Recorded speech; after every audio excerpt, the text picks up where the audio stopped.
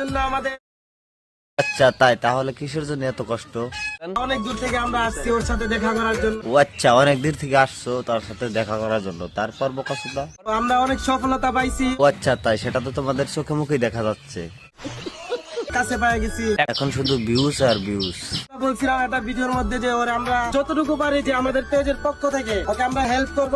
বাহ, সুন্দর কথা, তো করেন হেল্প। মানে এই ভিডিওর মধ্যে আপনাদেরকে দেখাইতেছি ভাই, এখানে লুকানোর কিছু নাই, সেটাই তো, লুকানোর কিছুই নাই। ওকে আমরা হেল্প করতেছি। ফুল হই সফল, আমাদের পেজের পক্ষ থেকে তোমাকে 500 টাকা দিলাম।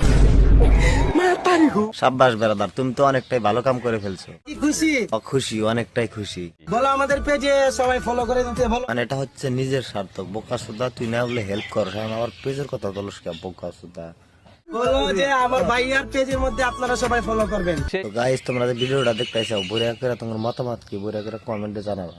সবাই লাইক কমেন্ট শেয়ার করবেন। গাইস, এই ভিডিওটা আমি ফার্স্টে রাখছি শুধু আপনাদের মতামত জানার জন্য। তো মতামত কি তোমরা বুড়া করে কমেন্টে জানাবা।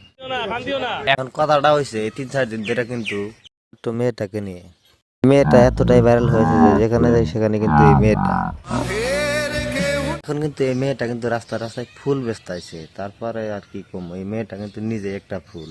নিঃসন্দেহে তুই ঠিক কথা বলেছিস।